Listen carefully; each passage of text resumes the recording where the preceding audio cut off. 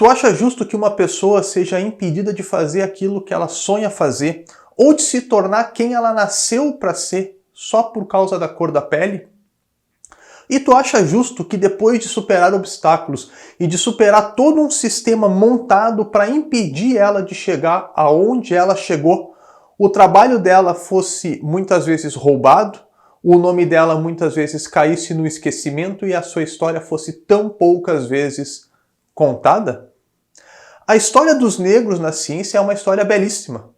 Ela tem muito preconceito, ela tem muita dor, mas ela também tem muita luta, ela tem muita conquista e ela tem muitos avanços científicos, muitas descobertas, sem as quais todas as nossas vidas hoje seriam muito diferentes. Então, a gente vai conhecer 10 cientistas negros que eu selecionei entre tantos outros vários que já está mais do que na hora de todo mundo conhecer.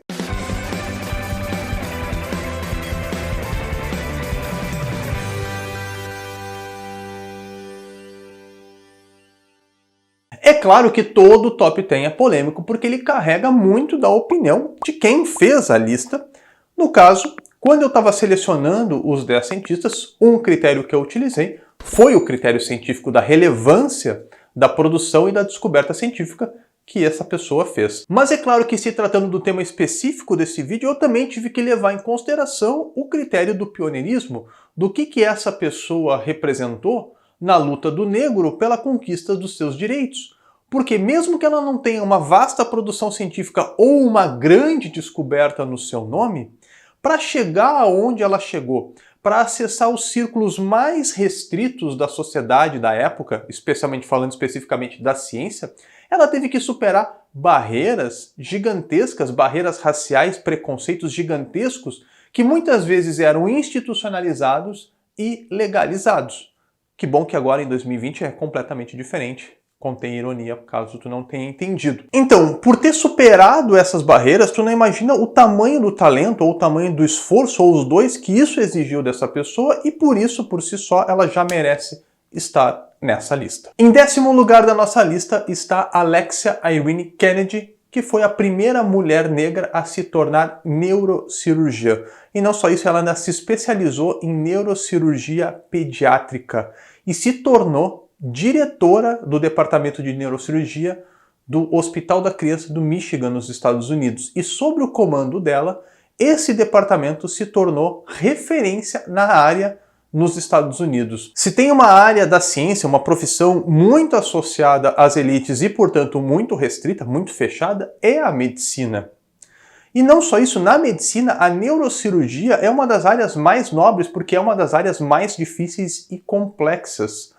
Um negro, uma mulher negra se tornar neurocirurgiã antes de Alexia Irene Kennedy era simplesmente inconcebível. Em 9º lugar da nossa lista está Patricia Beth, que era uma médica oftalmologista que desenvolveu o método a laser para remoção da catarata. Em 1931 ela desenvolveu uma sonda laser que permitia uma cirurgia muito menos invasiva, muito mais segura, muito mais rápida e, portanto, muito mais barata para remover a catarata.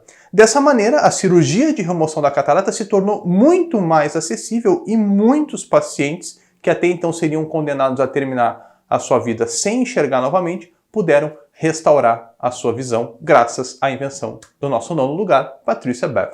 Em 8º lugar está o químico Percy Julian, que era neto de escravizado e estudou em Harvard. Ele foi responsável por sintetizar um número gigantesco de substâncias, como, por exemplo, os hormônios progesterona e testosterona, que foram usados para fabricar medicamentos para glaucoma, para artrite e até mesmo para produzir pílulas anticoncepcionais. A produção sintética dessas substâncias tornou a fabricação desses medicamentos muito mais barata e, portanto, muito mais acessíveis a um número maior de pacientes, especialmente os mais pobres. Ele é considerado um dos químicos mais importantes da história dos Estados Unidos e a Sociedade Americana de Química considerou a síntese da fisostigmina uma das 25 descobertas mais importantes da história da química nos Estados Unidos. Depois que ele largou a vida acadêmica, ele tentou trabalhar na iniciativa privada, mas adivinha? Por ser negro, não foi aceito num monte de empresas.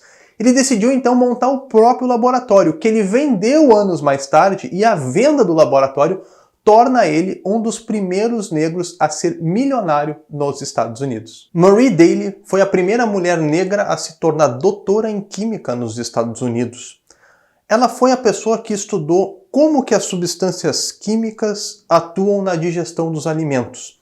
E junto com o Dr. Quentin Deming, ela estudou as causas dos ataques cardíacos. E eles foram os primeiros a relacionar o colesterol alto com o entupimento das artérias e o risco que isso trazia aos ataques cardíacos, e puderam então relacionar como que a alimentação de uma pessoa afeta a saúde do coração.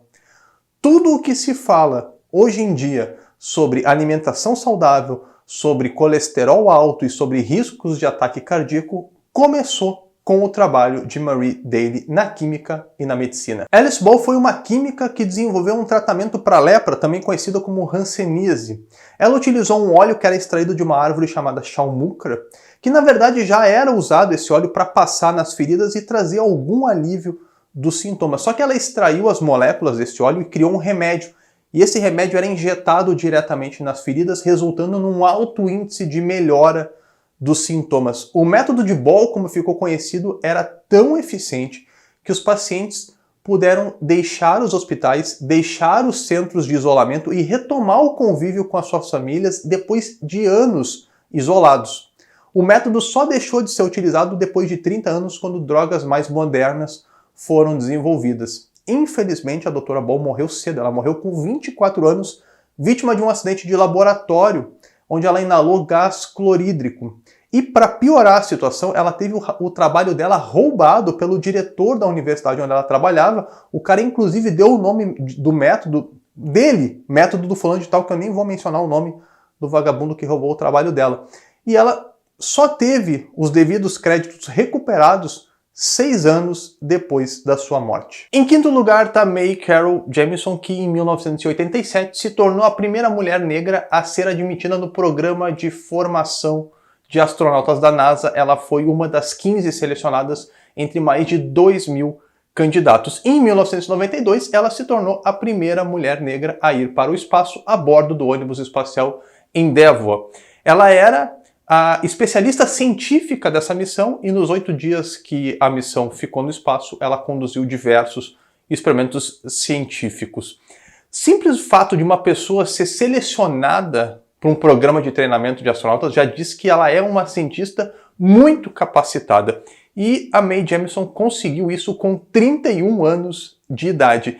E olha só o que ela já tinha feito antes dos 31 anos de idade, porque ela já tinha se formado em engenharia química e em medicina. Já tinha estudado no Quênia, ela já tinha estudado em Cuba, ela já tinha atuado em campos de refugiados do Camboja, na Tailândia, e já tinha atuado como médica voluntária em Serra Leoa e na Libéria. Não foi pouca coisa que ela fez além de ir para o espaço, né? Quando ela voltou, ela deixou o programa espacial, ela deixou a NASA, ela se tornou professora na Universidade de Dartmouth e também fundou uma empresa dedicada a pesquisar e a desenvolver tecnologias avançadas. Em quarto lugar está George Washington Carver, que nasceu na escravidão e se tornou botânico e um dos cientistas mais importantes da sua época. Ele ficou conhecido como o Homem do Amendoim porque ele desenvolveu mais de 300 usos alternativos para o amendoim que não fosse o consumo direto, cosmético, tinta, óleos, enfim, uma infinidade de produtos. Ele também desenvolveu mais de 100 usos alternativos para a batata doce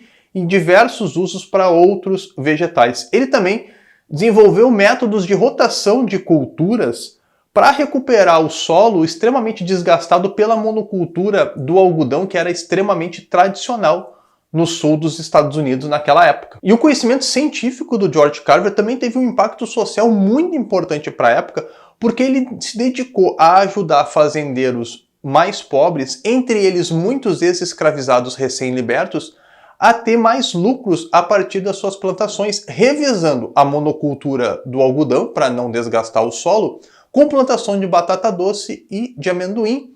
Só que como esses dois produtos, a batata doce e o amendoim, não tinham muita demanda para consumo direto na época, os usos, as aplicações alternativas que o Carver desenvolveu ajudavam essas famílias a ter uma renda extra a partir desses produtos. O impacto que o George Carver teve na agricultura foi tão grande que ele acabou se tornando consultor do presidente americano Theodore Roosevelt para questões agrícolas, e não só isso, ele também aconselhou o líder indiano Mahatma Gandhi em questões de agricultura e de nutrição.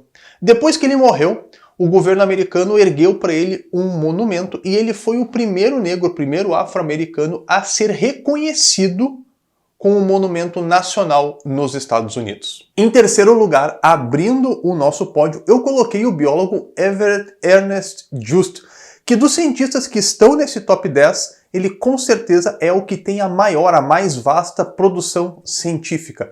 Ele publicou artigos sobre fertilização, sobre divisão celular, sobre partenogênese, sobre efeito da radiação ultravioleta em células cancerígenas e muitos outros temas sobre os quais ele publicou mais de 70 artigos ao longo da carreira.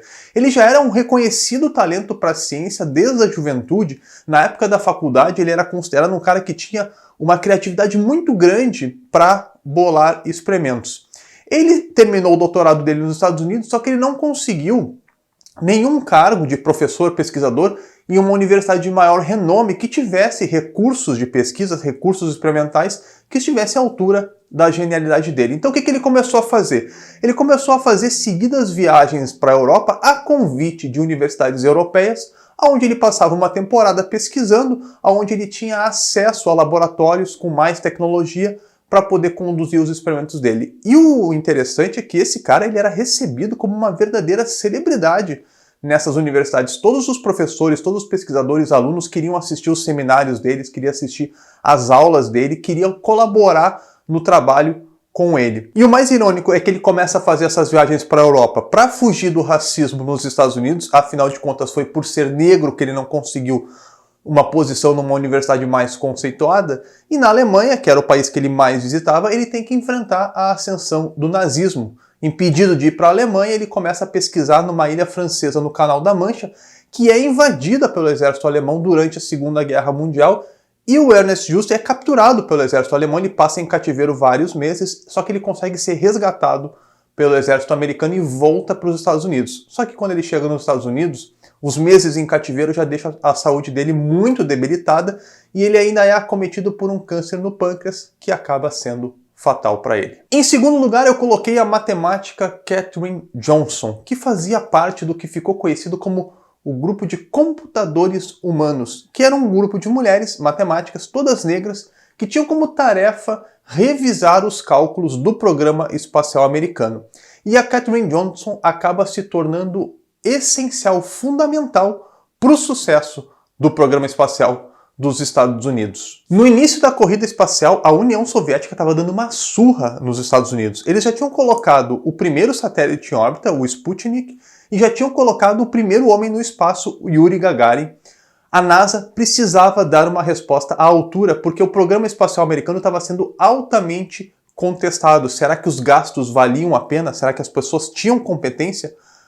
A solução encontrada foi colocar o primeiro americano em órbita, que veio a ser o John Glenn. O grande problema na época é que eles não sabiam como trazer o John Glenn de volta. Eles sabiam lançar, mas para a reentrada na atmosfera terrestre, o cálculo era extremamente complexo, porque eles tinham que transitar de uma trajetória elíptica durante a órbita para uma trajetória parabólica para a reentrada, com um ângulo exato de reentrada que não fizesse com que a cápsula incinerasse na reentrada ou que ela escapasse da gravidade da Terra e fugisse para sempre no espaço. Essa matemática teve que ser criada do nada e a Katherine Jones foi a responsável por desenvolver esse cálculo de reentrada de órbita. Inclusive, o próprio John Glenn confiava tanto na Katherine Jones que na época os cálculos já eram feitos e rodados pelo computador da IBM. Ele exigiu que a própria Katherine Jones revisasse os cálculos à mão e só aceitou decolar quando ela tivesse confirmado aonde ele ia fazer a reentrada. Na época da missão do John Glenn, nenhuma mulher da NASA, independentemente da raça, era autorizada a assinar relatórios e a participar das reuniões da alta cúpula da missão. Só que a Katherine Johnson era tão importante e tão indispensável para o sucesso da missão que ela participava das reuniões, claro que não desde o início, mas ela conquistou com muita luta esse espaço, e ela pôde também assinar os próprios relatórios, o que significava na época receber os devidos créditos pelo próprio trabalho, nada mais do que justo, né? Ela hoje em dia é homenageada com um prédio na NASA que leva o nome dela, e a vida dela foi retratada no filme Estrelas Além do Tempo, que conta essa trajetória dela da NASA, e não só dela, de outras mulheres negras que faziam parte desse grupo de computadores humanos da NASA. Assiste porque vale muito a pena, o filme é excelente, e quem sabe um dia a Katherine Johnson ganha um vídeo só para ela aqui no canal, porque é mais do que merecido, né? Se vocês forem parar para olhar, todos os nomes, todas as pessoas que participaram da lista até aqui representaram um marco importante da conquista do negro pelos seus direitos. E é por isso que Edouard Boucher é o primeiro lugar do nosso top 10. Ele foi simplesmente o primeiro negro a se tornar doutor.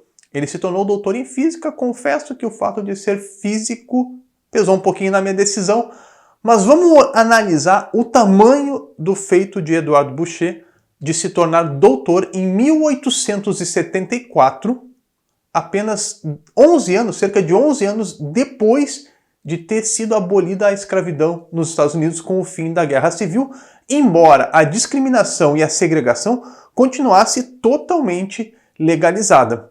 Não bastasse chegar no mais alto grau de graduação da época, doutor em física, na época os Estados Unidos tinham apenas 6 doutores, exatamente 6 doutores no país inteiro, e o Edouard Boucher era um deles. Então, um feito memorável, um feito inesquecível, um pioneirismo absurdo de Edouard Boucher, colocam ele no primeiro lugar da nossa lista.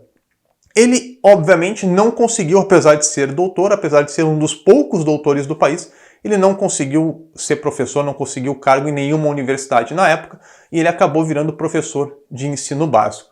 Mas, pelo tamanho do feito do Edouard Boucher e pela época em que ele viveu, colocam ele obrigatoriamente no topo da nossa lista. Muito bem, chegamos ao final da nossa lista, chegamos ao final desse top 10. Se ficou algum cientista, alguma cientista negra de fora dessa lista que tu acha que deveria ter entrado, deixa aí nos comentários para eu ficar sabendo, quem sabe numa próxima ele aparece. E se tu quiser ajudar a propagar o legado dessas pessoas, compartilha esse vídeo. A gente se vê numa próxima oportunidade. Fui nessa. Falou!